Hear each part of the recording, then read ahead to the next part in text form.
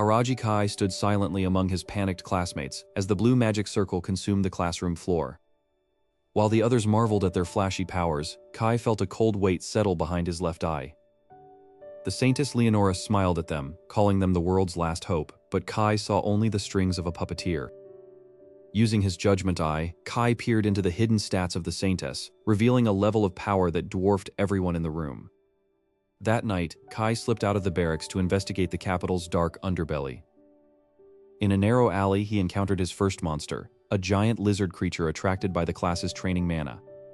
With a single flick of his wrist, a poisoned dagger found the creature's weak point, ending the fight before it truly began.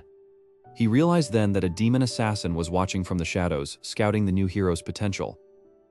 Back at the castle, Kai observed his classmate Shuji growing stronger at an unnatural rate, becoming the Saintess's favorite tool. Kai knew he had to keep his own growth hidden, playing the role of the useless student with the bad eye. The peace was shattered when the Demon King's cult launched a surprise attack inside the capital's walls. Kai found himself protecting the aloof beauty Kenzaki Rin, though he refused to use his flashy magic. He moved through the cultists like a ghost, his daggers painting the stone streets red without making a sound. To his horror, Kai watched as Leonora used her domination magic to force the students to execute surrendered enemies. In that moment, he decided the Saintess was a greater threat to his survival than the Demon King himself. Kai approached Kenzaki in private, asking her to help him develop a counter to domination magic.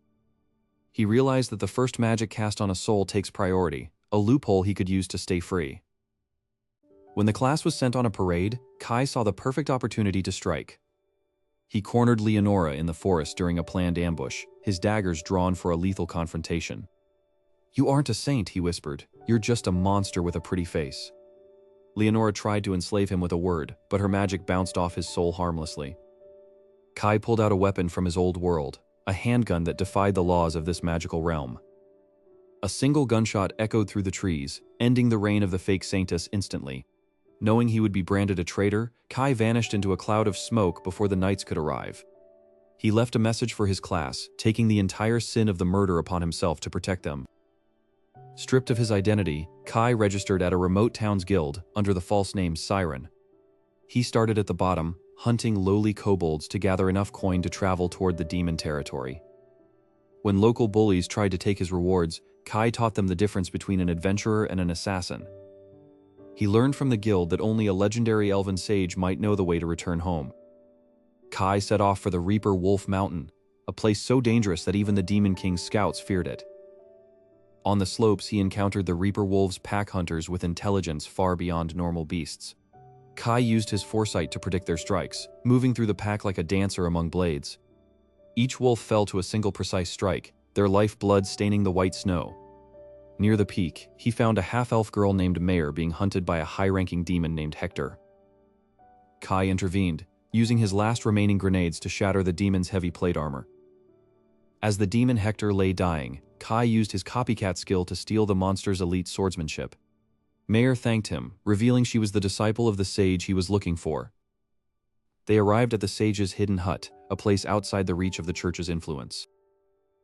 The sage told Kai the truth. There was no return spell, only the chance to fight the Demon King for a miracle. Accepting his fate, Kai teamed up with Mare, heading deep into the heart of the Demon King's territory. The night air at the camp felt heavy with the scent of a coming storm. Kai watched from the shadows as Aragi and the others whispered of their desperate plan. He knew the rebellion was a suicide mission against Leonora's overwhelming power. Only a professional could strike the blow that would truly end her reign. Suddenly, the silence was shattered by the sound of clashing steel and screams. Aragi's explosions lit up the tree line, but Leonora simply smiled at the carnage. She raised her hand, and the very air seemed to obey her command to enslave. The students fell to their knees, their bodies no longer their own to control. But Kai stepped forward into the light, his movements fluid and unhindered. Leonora's eyes widened as she realized her enslavement magic had failed. He revealed the secret of his prior immunity, a gamble that had paid off perfectly. Before she could chant another spell, Kai raised a modern handgun and fired. The bullet tore through the air, finding its mark in the Saintess's abdomen. She screamed in agony, her holy facade crumbling into a mask of pure hatred. Kai didn't hesitate, closing the distance with the speed of a predator. He placed the barrel against her forehead as the other students watched in horror. "A Saintess shouldn't bleed so much," he whispered coldly. A single shot echoed through the forest, ending the life of the false savior. Leonora's body fell limp, her light finally extinguished in the mud. The classmates looked at Kai as if he were a monster more terrifying than the Demon King. Without a word, Kai threw a smoke grenade and vanished into the trees. He was now a criminal, a traitor to the kingdom he was summoned to save. To find his way home, he needed knowledge that only the elven sage possessed. Days of travel led him deeper into the unexplored regions of the western border. The sound of predatory growls alerted him to the dangers of Reaper Wolf Mountain. Kai activated his judgment eye, scanning for the monster's hidden weak points. He moved like a ghost, dispatching the wolves before they could even bark. Amidst the carnage, he found a small village burning in the valley below. Demons were interrogating a half-elf girl who refused to yield her secrets. Kai realized she was the key to finding the sage he so desperately sought. A sudden blinding flash disoriented the demons, giving Kai his opening. He descended from the roofs, a blur of steel that left only corpses in its wake. He cut the half-elf girl's bonds, his eyes already searching for the next threat. Mare looked at her savior with a mix of awe and deep-seated fear. "If you want to live, tell me where the sage is," Kai demanded. She nodded, pointing toward the peak shrouded in eternal mist. Together, they began the final ascent toward the sage's hidden sanctuary. But a shadow loomed over them, a presence far greater than any mere demon soldier. The wind itself seemed to whisper the name of the heavenly king of the wind. Far above, a pair of glowing green eyes watched their every move with predatory interest. Kai peered through the dense foliage as the glowing green eyes of the forest's predators retreated into the gloom. He turned to Mare and signaled for absolute silence with a single sharp gesture. The half-elf girl gripped her scepter, her knuckles turning white as she sensed her mortal enemy nearby. They approached the ruins of Neutrat, a city once vibrant but now a decaying demon stronghold.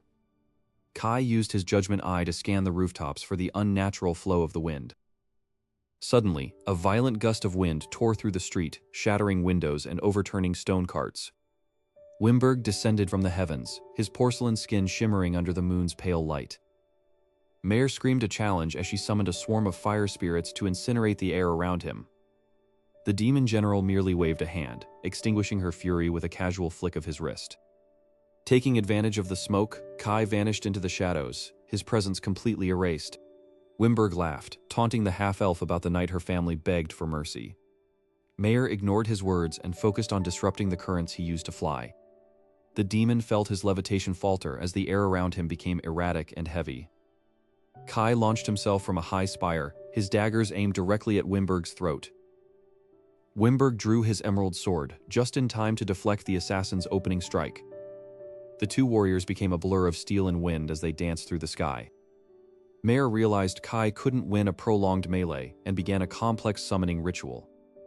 Giant earth boulders rose from the ground, creating a cage to trap the wind general. Wimberg tried to fly through a gap, but Kai's daggers cut off his escape route. With the target trapped, Kai activated the full power of his foresight ability. Kai parried a desperate lunge and drove a dagger deep into Wimberg's right shoulder. The demon general shrieked in agony as his sword arm fell limp by his side. Kai didn't hesitate, spinning in the air to deliver a follow-up kick that sent Wimberg crashing into a stone wall. Mare unleashed the final part of her spell, pinning the demon against the wall with massive stone spears. Kai landed softly on the edge of the roof, his red eye slowly fading back to black. Mare walked toward the dying general, her eyes reflecting 10 years of suppressed grief. She spoke the names of her fallen kin as she prepared the finishing blow. A pillar of white light erupted from the square, erasing the Wind King from existence once and for all. Silence returned to the city, broken only by the sound of crumbling masonry and Mare's quiet sobbing. Kai approached her and placed a gloved hand on her shoulder, a rare gesture of human warmth. He told her that their mission was not over until the throne in the north was empty. Mare wiped her eyes and stood up, her resolve hardened into something unbreakable. Far to the south, the hero classmates celebrated a victory they did not truly earn. Only Kanzaki Rin stared at the northern stars, knowing that the true battle was being fought in the dark. Kai led Mare toward the borders of the Demon King's inner sanctum, moving with the grace of a phantom. The final generals fell one by one to Kai's superior tactics and Mare's devastating magic. At last, they stood before the great gate of the Demon King's palace, the air thick with ancient malice. Kai drew his original assassin's blade, the steel reflecting a world he was finally ready to return to. He looked at Mayor and told her that today, the game of gods and kings would end. With a single step into the light, Aragi Kai walked toward his final retribution and the quiet peace of home.